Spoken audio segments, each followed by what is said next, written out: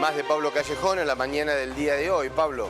Sí, vamos a ocuparnos de un debate que hoy parece lejano, pero que actuó como una fuerte advertencia de primero de las condiciones en las que está la Argentina, ¿no? Que es un país en el marco de las discusiones del poder económico, y esto también estuvo involucrado en la pandemia a través de los sanitarios de las vacunas, es un país periférico, ¿no? La centralidad que se vio o se pudo advertir a través de aquellos que se quedaron con las vacunas. Y quedó muy marcada, Pablo, en la pandemia. Absolutamente. Muy marcada. Bueno, vimos cómo las vacunas con mayor tecnología, los laboratorios más renombrados, primero acudieron en la asistencia de aquellos países que forman parte de su núcleo directo de negocios, ¿no? Y ahí aparecía Europa, los Estados Unidos. Después hubo países que tuvieron la capacidad de generar vacunas, caso de China y de Rusia fundamentalmente, con la historia que ya conocemos, ¿no? Sí. De las dificultades, por ejemplo, que la Argentina tuvo para obtener el segundo componente, hasta que logró que se desarrollaran aquí mismo en la Argentina. Con todas las trabas internacionales que han tenido. De distribución hasta aceptación.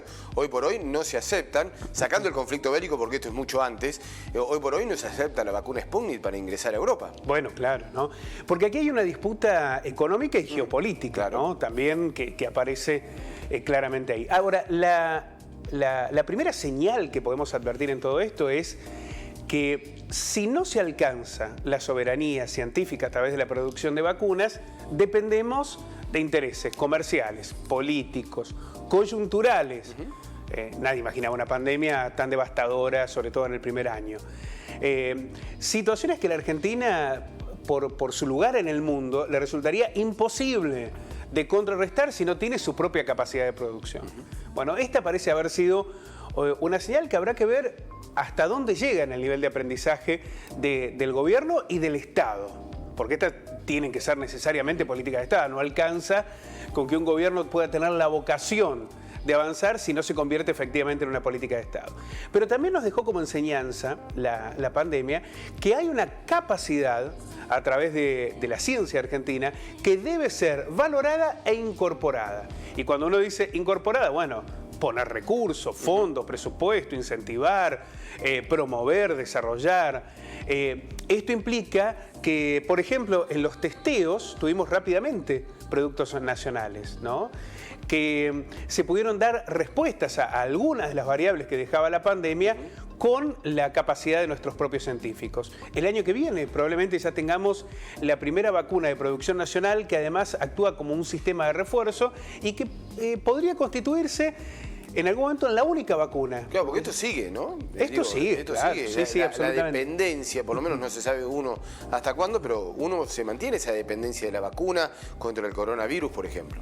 Sí, y además no sabemos si pueden aparecer otros virus. Claro, por eso. Y además en la capacidad misma de respuesta de otras enfermedades, porque puede haber mutaciones de algunas variables o la aparición de viejas enfermedades. Ha habido brotes de sarampión, por ejemplo. Es decir que en ese marco es indispensable que la Argentina alcance una soberanía en la capacidad de producción de vacunas. Y es por eso que se ha anunciado la creación de una planta que va a trabajar exclusivamente en la producción de estas vacunas, ¿no? Y vamos a ver en detalle de qué se trata. Van a crear una planta multiplataforma de producción de vacunas que siga todo el proceso, desde la elaboración, desde la búsqueda de la droga hasta el envasado. Va a funcionar en el Instituto Nacional de Enfermedades Virales, Julián Maistegui, que está en la localidad de Pergamino. Y ya vamos a dar más detalles. El objetivo es lograr la producción de inmunizantes sin depender de otros países, ¿no? Esta clave que nos ha dejado como una señal muy clara la pandemia. Si creíamos que la pandemia nos iba a hacer mejores, más solidario, olvidemos no. Hay matrices y niveles económicos y políticos que definen hacia dónde van las vacunas. Bueno, esto nos dejó como señal. La planta va a tener un plazo de construcción de 36 meses. Y al ser multiplataforma, está prevista la producción de vacunas para varias enfermedades. No se va a trabajar solo en una puntualmente, sino en varias. En el instituto ya se desarrolla la producción de la vacuna contra la fiebre hemorrágica, es decir, se eligió ese lugar porque ya viene con un desarrollo. La experiencia que dejó la pandemia en torno a las vacunas anti-COVID es que con el 10% de los países que acapararon el 80% de las dosis.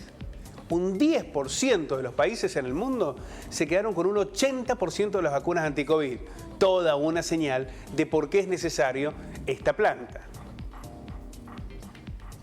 Se prevén invertir 1.000 millones de pesos, de los cuales 600 se van a aportar a la cartera de ciencia y 400 las de salud. En un plazo de 18 meses estará lista la obra física y en otros 18 meses se van a terminar de instalar todos los equipos necesarios para la elaboración de varias vacunas. El Instituto Julián Maiztegui pertenece a Anis Malbrán, al Instituto Malbrán, y es uno de los 14 centros que están distribuidos en 5 provincias. Están dedicados a la investigación y al desarrollo de soluciones para la industria farmacéutica en lo que hace enfermedades. El desarrollo de la vacuna contra la fiebre hemorrágica argentina, también llamada mal de los rastrojos, generó una capacidad instalada y la nueva planta multiplataforma va a funcionar como un anexo. Es decir, ya hay una capacidad, ya hay un desarrollo. Lo que se busca es aprovechar eso para avanzar con otras vacunas.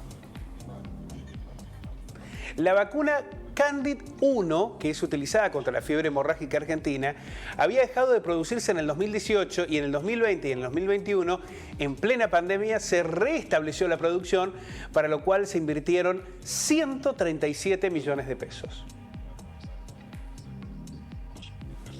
Los datos que tienen que ver con una política que debe ser estratégica de Estado, ¿no? Hoy hablamos, por ejemplo, de la necesidad de la soberanía energética. Vemos que ante el primer ventarrón que genera lo que está ocurriendo en Rusia y Ucrania, pagamos todos el costo. Bueno, lo hemos visto también con las cuestiones financieras, ¿no? La crisis del tequila, la crisis de Rusia, la crisis de Turquía. Cuando vos sos vulnerable, algunas las podés, estar más fortalecidos. Otras no tenés una estructura como, por ejemplo, la económica. Bueno, sí, nos deberíamos fortalecer económicamente, pero sabemos que somos débiles económicamente. En lo de energía tenemos como para ser mucho más previsible y no tenemos las inversiones. Aquí tenemos las posibilidades de recursos humanos y se está invirtiendo en política y en recursos. Efectivamente, ¿no? Dejar de depender de variables que a veces son más intensas, una pandemia, es algo que te implica un cimbronazo muy fuerte, y otras que tienen que ver con la vulnerabilidad propia de la Argentina, que la hace más plausible a tener daños que otros países, ¿no?